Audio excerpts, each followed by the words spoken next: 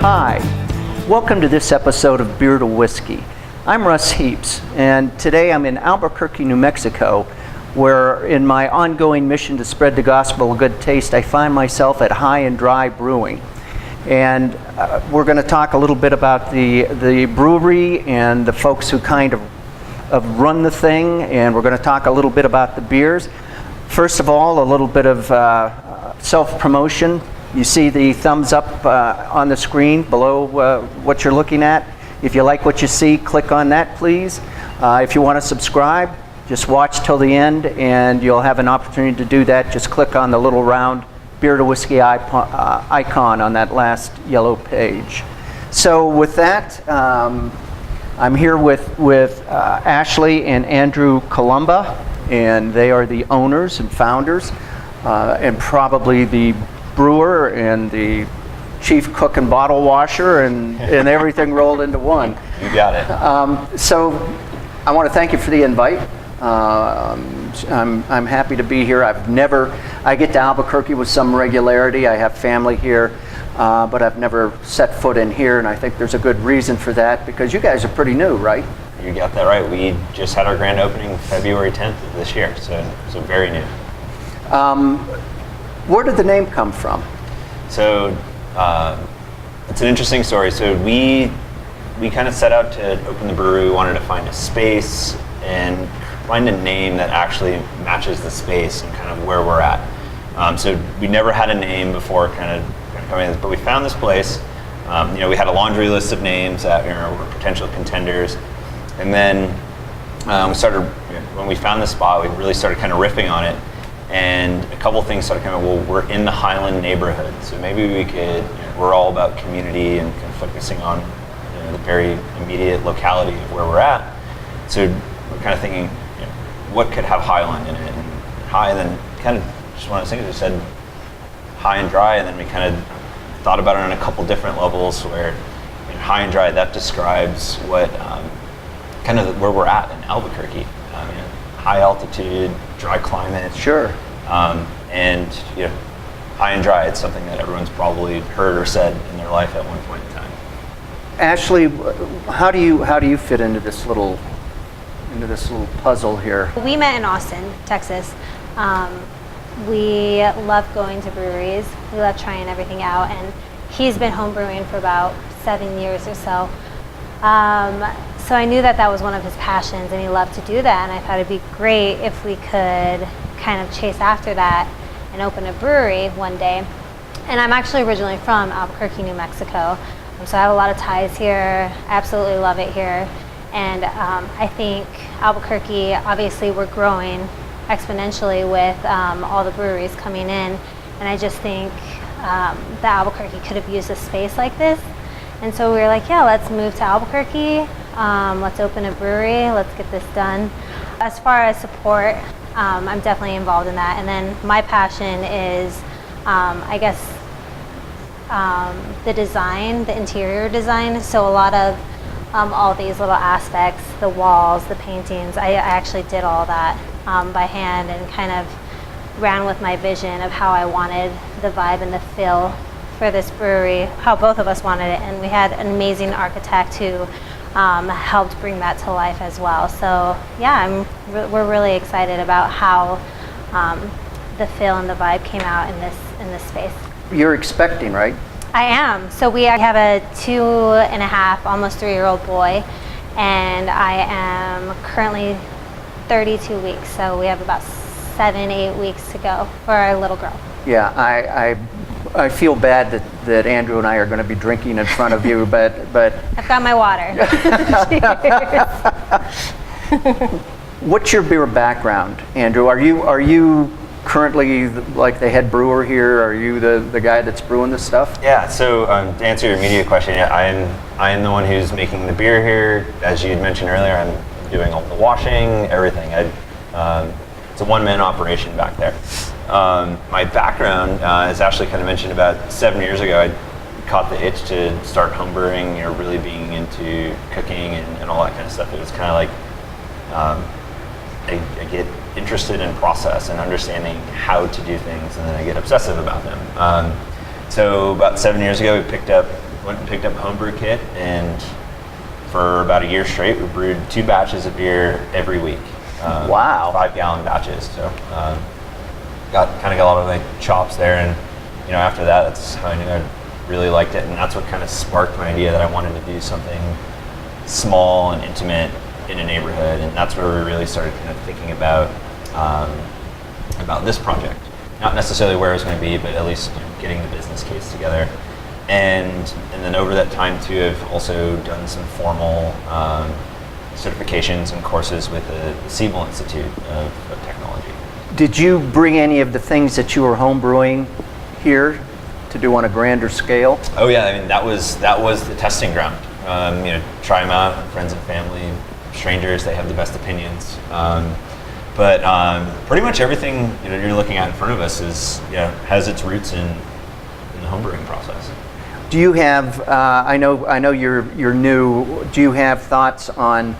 There are going to be some standard things, some year-round things, and then some seasonal things. Sure. So really, the philosophy is we're a one-barrel brew house, so that gives us the opportunity to tweak and change things and be really creative and maybe even try some really wild stuff. But at its core, we always plan on having an IPA, a pale ale, a stout, a wheat beer, and something kind of in our red, amber category, and then 6 spots kind of our wild card or seasonal. Right. And then within each of those, we see a lot of variation. But within each of those categories, we do have somewhat of a flagship type of beer. Is there a beer that you are dying to brew, to try out, and you just haven't done it yet, but you know that's coming?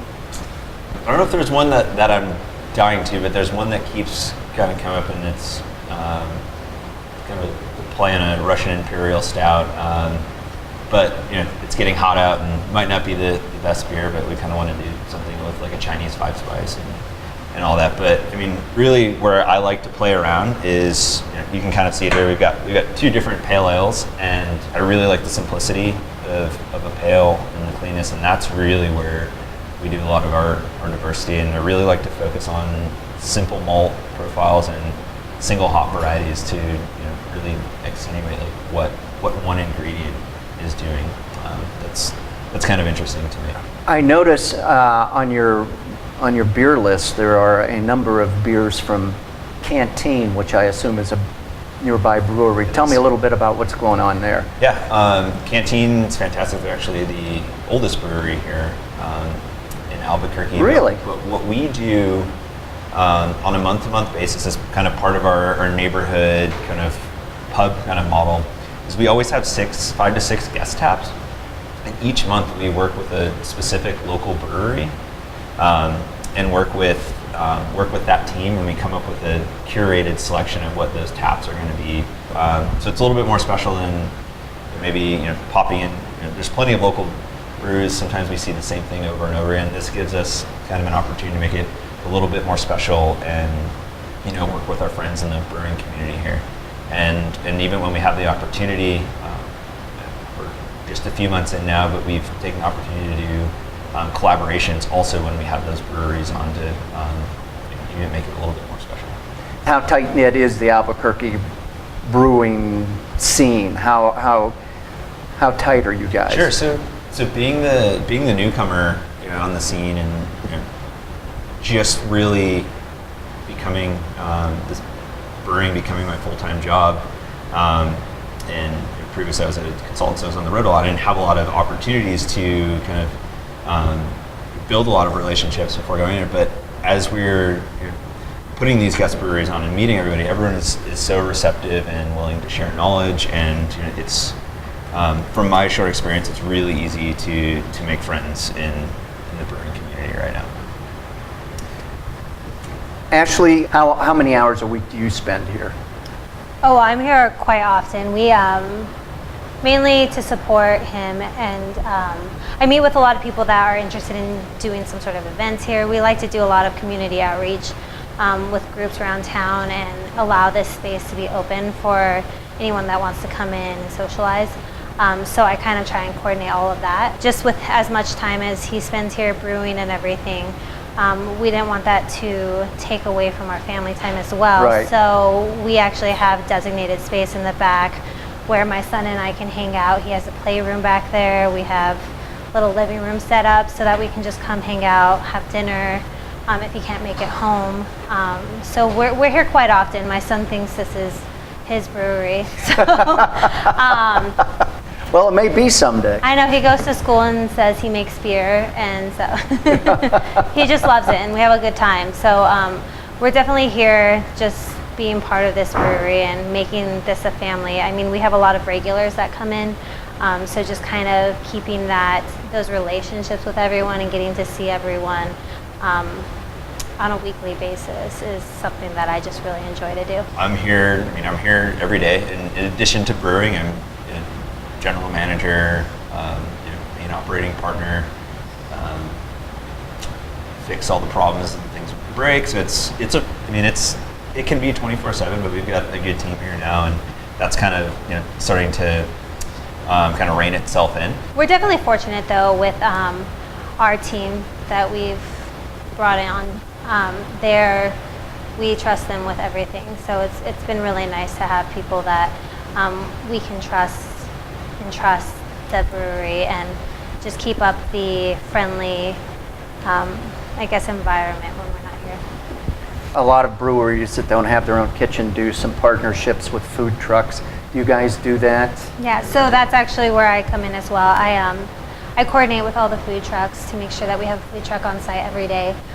Typically we do it from around dinner time, so they usually come set up and they serve from like 5 to close, or close to close, Tuesday through Sunday. And actually Saturday and Sundays they're here all day. So yeah, we absolutely love all the food trucks here. We have a different food truck on site every day that we're open. And we just love being able to support the local food trucks and the local food truck scene. And everyone is just so amazing that we work with, and the food is amazing and fantastic. So it's been a lot of fun, getting to try everything. Especially since that's my outlet right now, is trying food. Yeah, right. So we've got some beer in front of us. What do we have here? Sure. I think we both started sipping on something slightly different, but you kind of asked me about what would be a flagship beer, and like what would we be known for, and what's my favorite thing to make. It's this first one here on the left. It's a pale ale.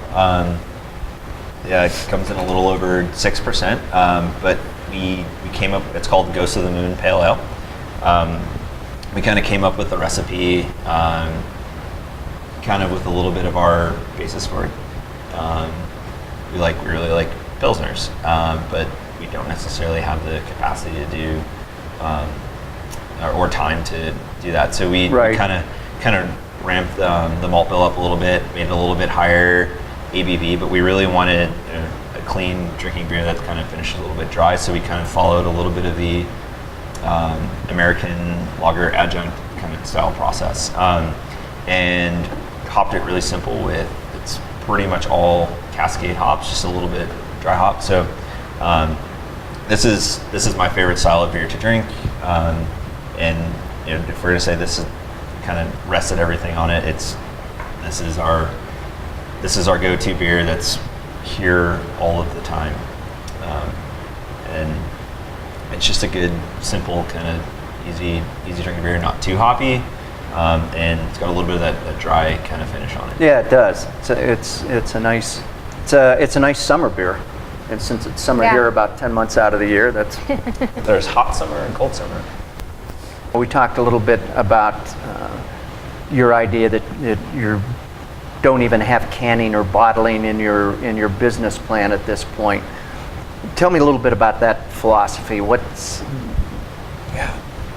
So we first and foremost wanted to do something small, and if it was going to grow, great. But we really wanted to have something that we could be in a neighborhood and be a part of the community, and have a very pedestrian friendly kind of vibe. And it's like the way things are set up here in a lot of places, it's really hard to find a property too that necessarily would even allow you to do some of those bigger type of operational Right. things, which we do have a little bit of space to grow, but we really wanted to start small, focus on our immediate crowd, and make beer for the tap room and for the people who are in the community here. So, so that being said, that's really what's important to us at our core is serving our immediate surrounding. Right now, we're not even really thinking about, are we going to be the next biggest brewery in town? It's if you want one of our beers, you gotta come here, and you gotta sit down at the bar and get one. We do growler sales, which you can take those off-site. Right. But yeah, everything else. We did work pretty hard to be able to do the growler sales here in the neighborhood. So yeah, so we do to-go orders. So what else do we have here? Yeah. So while we're talking about the pails, let's just go to another version that's slightly different malt profile, a little bit lighter. This beer is this is one of our one-offs and one of our seasonals. We call it symmetrical separation, and it's an even blend of Summit and Cascade hops. No dry hopping on this one. It's about 5.5%. So again, another clean, easy drinking kind of summer beer Right. with a lot of kind of citrus notes on it. And you notice it's a little bit more orange than the other one because we. It's not. Yeah. So just a very simple pale ale malt on this one. Yeah. And this is where I like to experiment. Where you're kind of asking me, this is kind of what happens here. So the citrus that I am picking up in there, how did you achieve that? What did you do to get that? That's coming. That's all driven from the hops. Is it? Okay. Very simple beer. There's basically 3 ingredients. Wow, that is simple. And It is tasty though. And I think simplicity that's another kind of core thing in how we make the beers. It didn't even occur to me, but as you were just talking, it did. This is sort of a different kind of glassware than you find in a lot of craft breweries. How many ounces do these glasses hold, and why did you decide to do this rather than the traditional pint? I'm glad you asked me. That's like one of my favorite questions to answer. So, I've in doing research and drinking beer. Actually, this accidentally happened at our wedding. We had like 18-ounce wine glasses, and we were serving beer, and we were kind of like, well, why doesn't everybody just drink out of the same cup and see what happens? And there's this kind of magic thing that kind of happened where it's a nice thin glass. There's a little bit of a tulip shape to it, and so holds a good nose and a lot of aroma. I just love drinking out of a thin glass, and they look kind of fun. But at the end of the day, they're 17-ounce glass, so we're able to do a proper full 16-ounce pour in here. Yeah. With a little the head right on it. head and Yeah. everything, and it's just it's thin, it's clean. It kind of really lets the beer kind of shine. And the other added bonus is that I've got a 10-ounce pour line, so we offer 16, 10, and 5-ounce pours. It actually allows us to do all of our pours in one glass, because a wine pour is typically 5 to 6 ounces, which is what this glass is designed for. So it never looks. It also doesn't look empty. Yeah. So we actually do all of our pours in this one glass. So if you get a flight on one of our tasting boards, you'll get 5 of these glasses with the 5-ounce pour in them. Cool. So That's very unique. That's really unique. we were a little concerned, I think, about how it might How been receptive, perceived early on, and how receptive the clients were going to be, but and everyone seems to love everyone them. gets pretty excited, but everyone kind of looks like, wow, that's a tiny looking glass, and then if you kind of do the thing, you turn a pint glass over, Yeah. it's the same shape almost, and Yep. Everyone kind of appreciates it. It's actually funny, I think, when we end up selling more glasses, are like one of our better selling merchandise items. I'll bet. Because there are stemless wine glasses that look like this, Yeah. So there's a lot of use in these. And we also do wine here. We serve our wine. I don't know. So what's this third beer? So this is what we call our Humble Affairs Stout. So I was talking about simplicity. This is probably our most complex beer to make. Lots of ingredients. So this is a American style stout. It's got a little bit of oatmeal. It's got lactose. It's got chocolate. And as you drink it, you'll pick it up. There's espresso in it as well. So it's a caffeinated beer. But we do this one in partnership with a coffee shop right down the street, Humble Coffee, and they allow us to use their espresso blend. So we actually will put the coffee straight into our fermentation tank and basically follow the cold brew process. So you get all of the coffee flavor and really none of the additional astringency and everything from putting it in on the hot side. Right. So well, the nose is big. There's big coffee on the nose. And this has almost 2 pounds per barrel of coffee. If you really want to know how detailed it is, but for having the big coffee nose, there's not a big, huge coffee flavor to it. I get the chocolate. Probably more than the coffee in terms of the way it tastes. And the blend's great. I think the coffee also has a lot of really complementary chocolate and kind of those roasty notes in it too. That kind of it's a really good coffee for this beer just because it's so complementary to the other ingredients that when you put it in there, and it's not like you taste beer and then you taste coffee. It really kind of comes together really nicely. Yeah, I like it. I'm a brown porter stout drinker, so I always get excited when I find a good unique stout. And we also didn't want to do a super heavy body on it too. We wanted to keep it still a little bit light bodied, so it's drinkable all year round. It's really tasty, and it looks good with the white logo in the glass. Selfishly did that on.